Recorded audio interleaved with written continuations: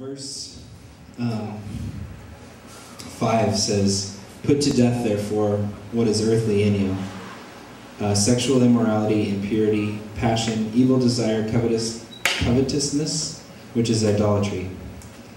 So what's weird about these verses is that in the first part, Paul's talking about Christ being our life, and that our new life is in God, right? But now he's saying, put to death what is earthly in you. And so it's kind of a contradiction, because our new life, we're alive in Christ, but there's still this death that is with us. How can those two things work together? Because it seems kind of strange. But I think he was trying to do was say that, look, your identity and who you are now is seated with Christ. And who you are is a loved, wonderful person of God. But even when you become a Christian, there's still things of the earth that tagged along, such as how you deal with problems. That's a huge one. And then I think when Paul starts talking about all these different kinds of sexual sins, he starts there on purpose. And I think the reason that he starts there on purpose is because he knows that, one, sexual desire is one of the strongest things that God has given us. It's one of the hardest things to take and give back to the Lord for His glory. And I think that that's one of the reasons why he started there, was he's saying, look, Christianity, and when you receive Christ, you can't just say it. It has to, I don't want to say infect, but it has to get to every core of your being, or else it isn't true Christianity. And what I mean by that is with sexual sin, with your thoughts, with what happens behind closed doors, with all these different things, you can hide it from everybody. And so Paul chose this because, I mean, you can just stand there and like have horrible thoughts. Everybody knows this. And I think the reason that he started there was because of how,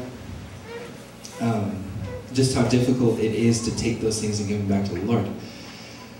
So the only analogy that I could think about like this, as far as where Paul starts here talking about sexuality and wanting God to be a part of every single part of your body. And so the only thing I could think about as far as the analogy for this is when a woman gets pregnant, there's no guessing, at least later on, that she's pregnant. You're not like, oh, because her body changes. Sometimes the emotions change. Sometimes there's all these changes going on, and especially for that lady that's pregnant, she's not guessing that she's pregnant. She's pretty convinced, because there's all the signs show that that's going on, right? And it is a part of everything to do with her body. And in the same way that when we become Christians and we give our lives to the Lord and we start to look at God instead of everything that's going on around us, that's what's going to be happening in our bodies, as far as God growing inside of us and God being a part of everything that we are, instead of just the little compartments that we put Him in. Does that make sense? I know that was kind of a weird one, but that was the only thing I could think of as far as like being a holistic, I don't even want to say belief system or religion, but as far as if your Christianity doesn't affect all the areas of your life, then what version of Christianity is it? And I'm not saying that as far as you need to have this perfect Christian life or anything like that at all. I think that every single one of us struggles with different stuff. Every one of us. And yours might be different than mine, but every single one of us struggles with different stuff. But the main goal of this whole chapter 3 is not to get down on yourself. It's Paul's telling you how to deal with it. And how you deal with it isn't like how you used to deal with stuff.